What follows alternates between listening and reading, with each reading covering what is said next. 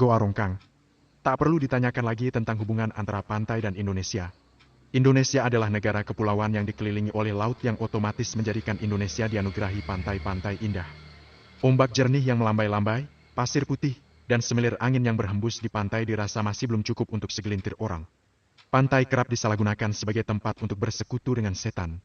Beberapa pantai di Indonesia memang dikenal bukan hanya karena keindahannya, melainkan cerita mistis dan reputasinya sebagai tempat yang dapat mendatangkan rezeki secara instan melalui pesugihan.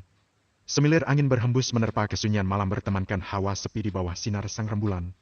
Tepat tengah malam terlihat sesosok pemuda menuju bibir pantai menuju sebuah gua.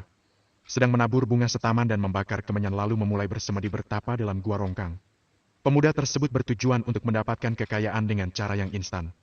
Nyimas Dewi Anggatri adalah salah satu sosok wanita berparas cantik nan anggun yang mampu menarik perhatian setiap lelaki pertama kali memandangnya, namun wujud aslinya adalah ular hijau. Sosok Nyimas Dewi Anggatri mempunyai sifat berhati lembut, namun demikian memiliki kekuatan magis yang sangat dahsyat dan mengerikan.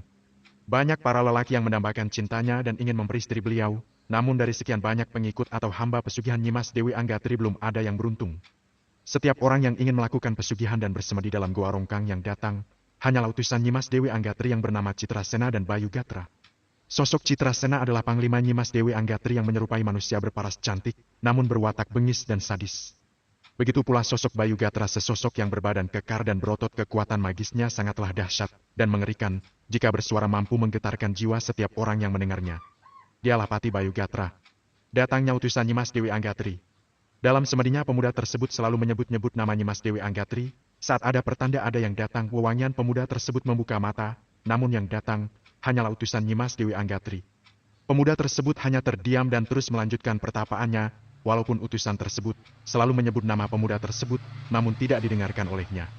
Karena tujuan pemuda tersebut adalah bertemu dengan Nyimas Dewi Anggatri dikarenakan dia tahu yang datang bukanlah sosok Nyimas Dewi Anggatri. Menurut cerita masyarakat yang beredar bahwa Nyimas Dewi Anggatri adalah wanita berparas cantik bermahkota berbaju hijau. Banyak orang yang datang setiap bulan untuk melakukan hal yang sama, mereka datang dari berbagai daerah yang cukup jauh.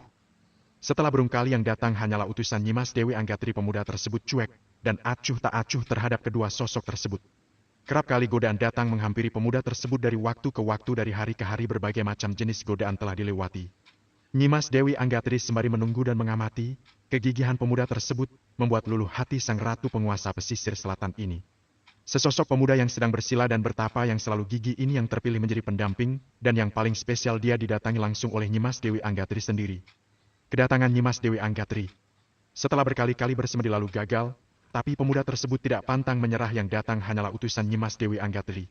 Tapi pemuda tersebut terus-menerus melakukan semedi berulang-ulang. Tepat purnama bersinar sempurna, pemuda itu mampu mengusik dan meluluhkan hati Nyimas Dewi Anggatri.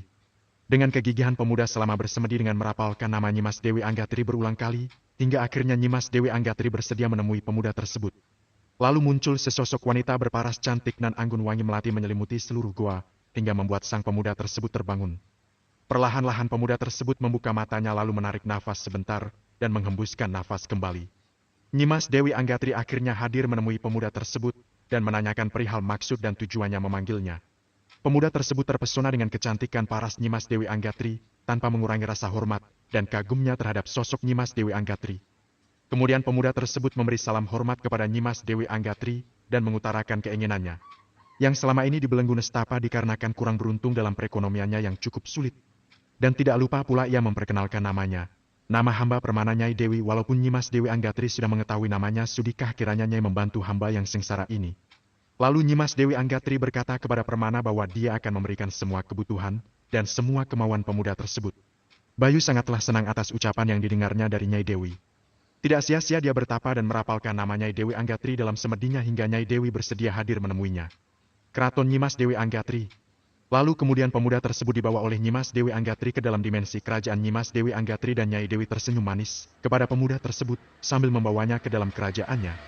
Pemuda tersebut terpesona dengan keindahan keraton gaib milik Nyimas Dewi Anggatri ini.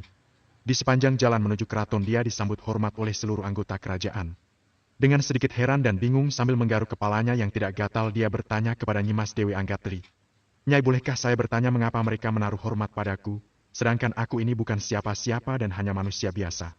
Lalu Nyimas Dewi Anggatri menjelaskan semuanya sambil berkeliling keraton. Kakang, tidak usah heran mereka menghormatimu selayaknya mereka menghormati ratunya. karena sebentar lagi Kakang akan menjadi raja di keraton ini. Permana sedikit syok dengan penuturan Nyai Dewi tersebut. Apa benar aku akan menjadi raja di sini dengan ucapan yang terbata-bata? Benar Kakang, kamu akan menjadi suamiku sekaligus menjadi seorang raja di sini. Permana sesekali mencubit memukul dirinya yang dianggapnya hanya sekedar mimpi, tapi terasa sakit yang nyata pada kulitnya hingga Bayu sadar ini bukan sekedar mimpi, ini nyata. Semua yang berada di dalam keraton hanya menunduk tidak bergeming, ketika Bayu sedang bertingkah laku aneh. Takut Bayu tersinggung. Kemudian Permana bertanya kembali pada Nyai Dewi, apakah saya akan selamanya tinggal di sini? Dalam hati Permana takut selamanya dia menetap di alam gaib. Nyimas Dewi Anggatri tersenyum mendengar isi hati pemuda tersebut, sambil tersenyum manis. Kemudian Nyai menjawab, tidak Kakang, Kakang bisa beraktivitas dengan normal layaknya manusia. Pada umumnya hanya saja Kakang wajib mengunjungiku setiap bulan purnama tiba. Setelah puas berkeliling keraton ditemani Nyimas Dewi Anggatri, dan akhirnya Nyai mengajak Bayu ke dalam kamar Nyai Dewi. Dan berlangsunglah adegan yang harus saya sensor sedikit, takut ada suara yang terngiang dalam angan kalian.